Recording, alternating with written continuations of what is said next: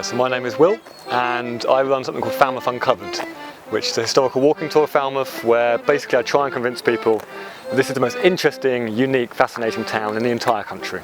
No, I wouldn't be doing the tour if I didn't have a sense that this place is, there is really nowhere else quite like it.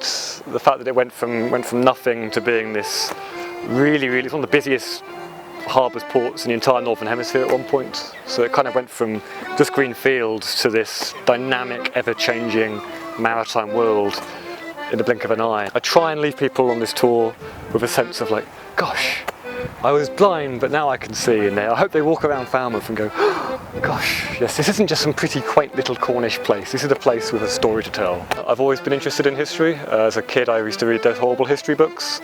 Like addictively, I would just read through them and then get to the end of like my 30-book collection, go back to the beginning and just read through them again. Never did a history degree. I kind of did something else at university, and it was one of those like terrible, bitter regrets, and so I've tried to make my life kind of about it since. I used to work as an unexploded ordnance hazard assessor, where I would do research into World War II bombing, try and tell construction companies how likely it was that where they're digging has something explodey. And when I left the company, I was given a bit of one of those bombs. So this is a piece of shrapnel from a World War II 500-pound high explosive bomb, which is a lovely leaving present to have.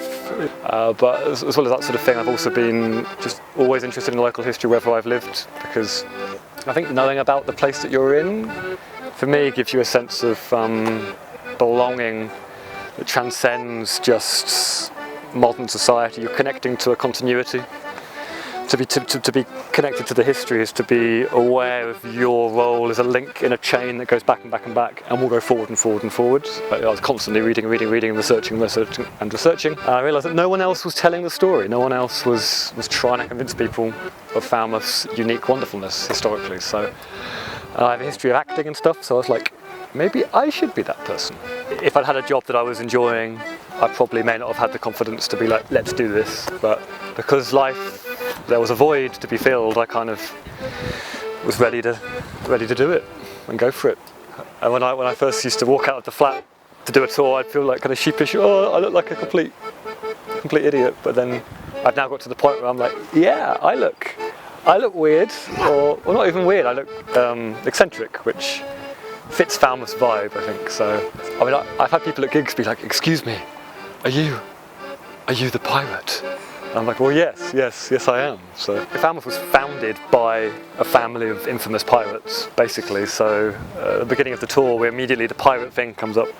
I play a squeeze box, melodeon, which I didn't play anything until 2 years ago, when in the front pub over there, there was a folk session, and I would go to it and enjoy the tunes, and sometimes I would sing a song. And I went to the loo, and a bloke there at the urinal was like, oh, I loved your song, mate. And I was like, oh, well, I only sing because I can't play anything, but I'm too old now. I'm 20, whatever I was, 26, 27. And he was like, no, mate, you're not too old. I started playing when I was 42. Yeah, you can do it, mate. And so I sort of walked out like, maybe he's right. And so I bought a melodeon from someone in St Ives and came home with it, like a dad of a newborn baby, like, what is this thing? What do I do with this? And then the lockdown descended 2 weeks later, and I had time. So I suddenly found myself learning it. And now I'm addicted to the experience of playing it with other people at folk sessions, and I've still got a long way to go with it, obviously, but to make music with others is this sort of crazy, wonderful, magical thing. So my melodeon, or button accordion, you can call it, a squeeze box. Each button is 2 notes, so you have to worry about whether you're inning and you're outing and all that stuff. But which tune? I mean, the first one I ever learnt was.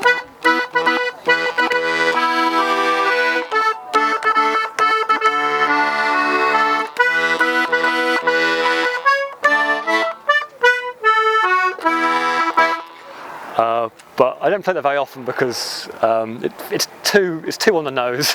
Yeah, it's a French song called La Chapka, which I never cease loving playing it. It's wonderful.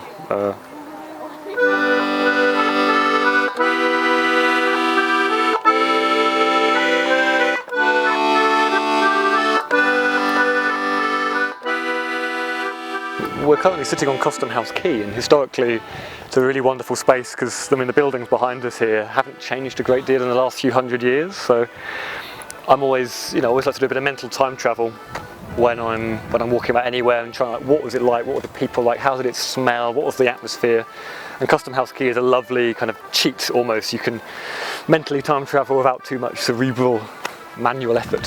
So I like being here. I guess is my favourite historical location. Give me £2, I might give you this bit for free. But so there's a lovely story in Barclay Fox's journal. Barclay Fox being one of the Quaker family that really dominated Falmouth's economy through much of the 19th century. In his journal he talks about a Spanish bull being delivered to Custom House Quay. The bull, however, was not very happy about its current situation, so it escaped. And it ran a rampage for an entire afternoon, hours and hours and hours, where basically everyone had to flee from this quayside. Such was the bull's rage, I guess. And it made its way up the street for a little bit, and eventually someone managed to get a rope around it, and it was led away. But I always love that story because it's not dramatic on a big scale, it's not a battle, it's not a discovery of something, it's just a little moment of life that Barclay Fox happens to write about in his journal. But I love walking along here and imagining what was it like when it first got free and everyone went, oh, started to run through it.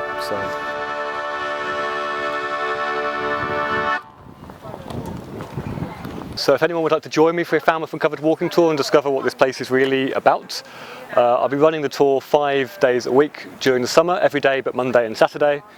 It's at 2 p.m. The best thing to do is go on falmouthuncovered.co.uk and you can see the timetable and book a ticket there.